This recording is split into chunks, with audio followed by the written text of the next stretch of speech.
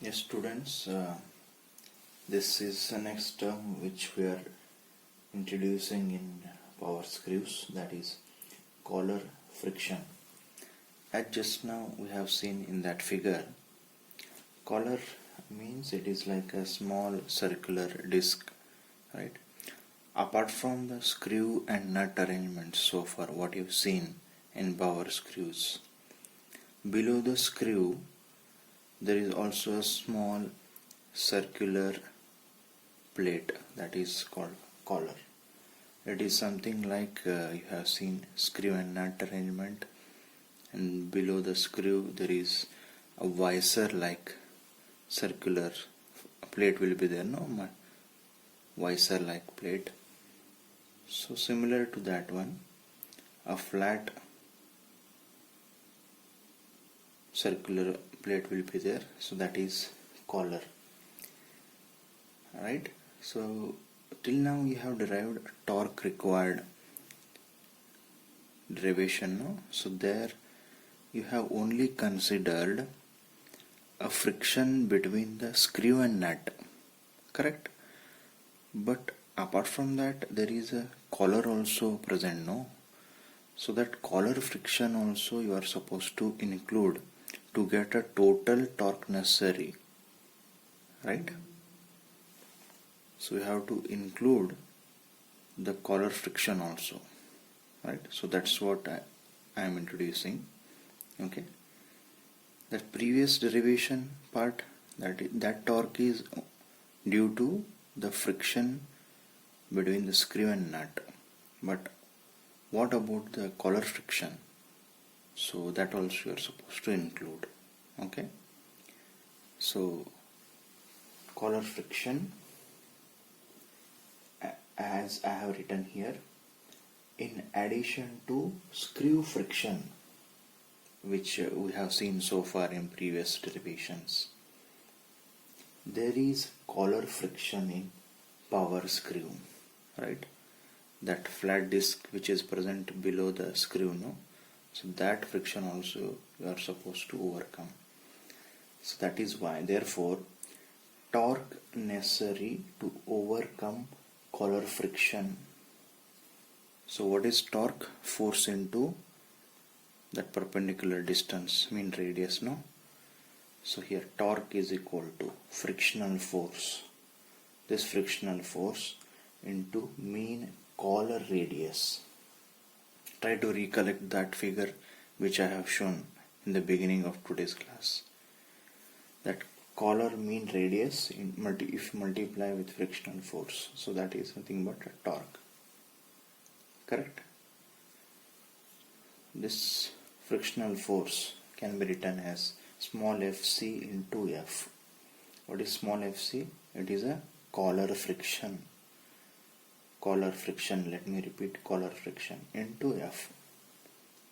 What is this F? The weight which you are lifting, no? So in the previous case it was, when there was no collar, it was small f into F, if you remember that inclined plane block diagram, right? We have shown, no, that frictional force F into F, correct? So that was due to only screw and nut, but here it is due to collar, so that is Fc into F, frictional force, this term is frictional force, into mean collar radius, so that is I am writing in diameter dc by 2. So torque necessary to overcome collar friction T equal to small fc, coefficient of friction in collar, F dc by 2. So this term also you are supposed to include, right? Now therefore total torque considering collar friction, total torque is equal to T plus T dash. This T is nothing but this term which I have written here, F dm by 2 tan phi plus alpha. This we have derived. This is torque required to raise the load, right? This term is there when the collar we have not considered. This is only due to friction present between the nut and screw. What we derived earlier, Fdm by 2 tan phi plus alpha. This is the torque required to raise the load. Plus, in addition to that, collar friction. So that torque, what you have written, so that term. This is the torque when the collar is present. And this together is a total torque to raise the load when the collar is also present. That is a small circular disc below the screw which is present. No? So this is a total torque.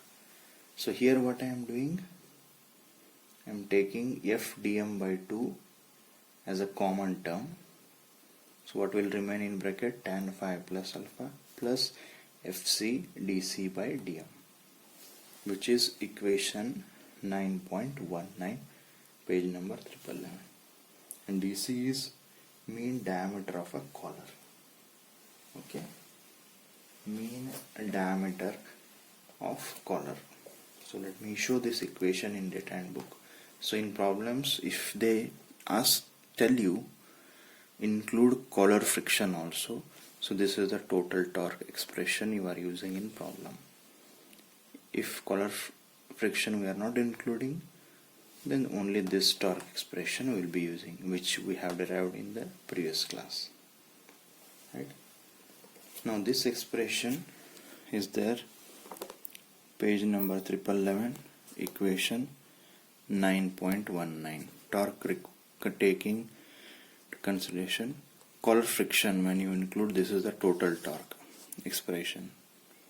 When collar friction is not there, this is the torque expression which we derived in earlier class. Correct? Yes.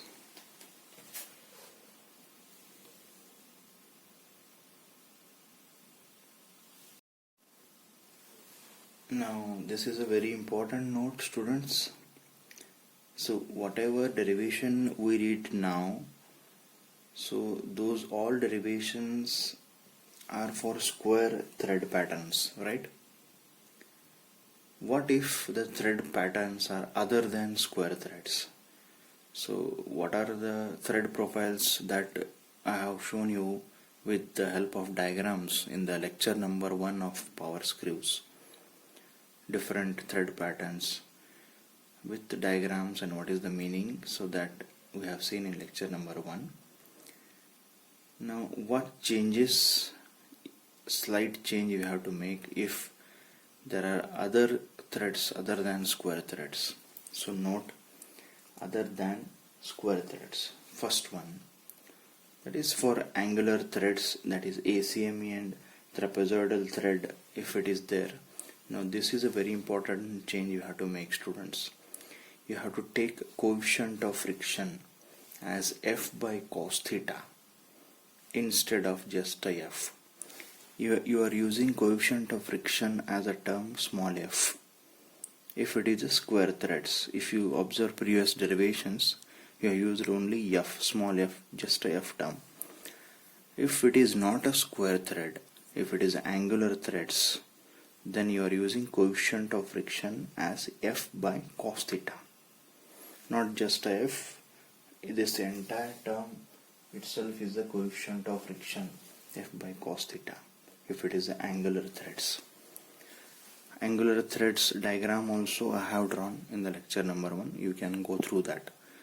So these what names I am showing here, all the diagrams we have seen. This ACME thread 2 theta equal to 29 degree. This I have shown in diagram, so go through that. If it is isometric, 2 theta is 60. Isotrapezoidal, 2 theta is 30 degree.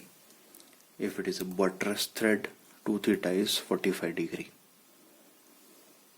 These meanings and these angles in a picture very clearly shown, lecture number 1, so that also you can go through later on. Okay, I repeat, if these are the threads profiles other than square threads, then these angles will become into picture. If it is square thread, what is the angle? Angle is 0. You can also observe. I am just orally saying, if it is square thread coefficient of friction, we are writing as a F. You can also cross check what I am saying is correct or not. If it is F by cos theta, for square thread theta is 0. What is cos 0? 1.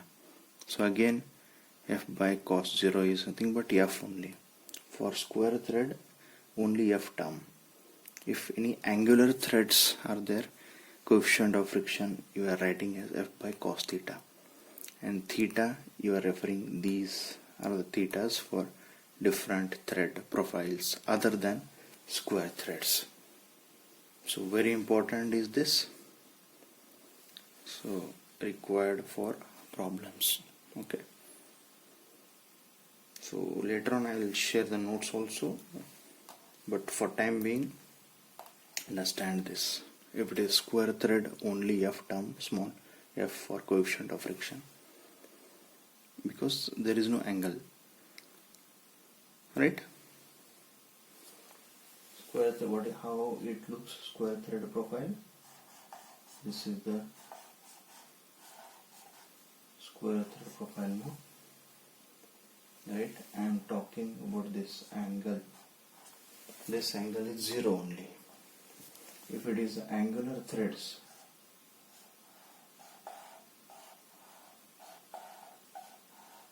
right? Now there is some angle here, 2 theta, right?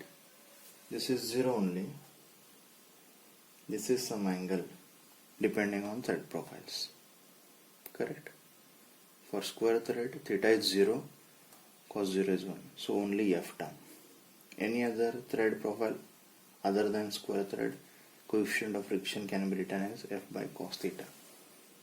Okay. Yes, students, thank you.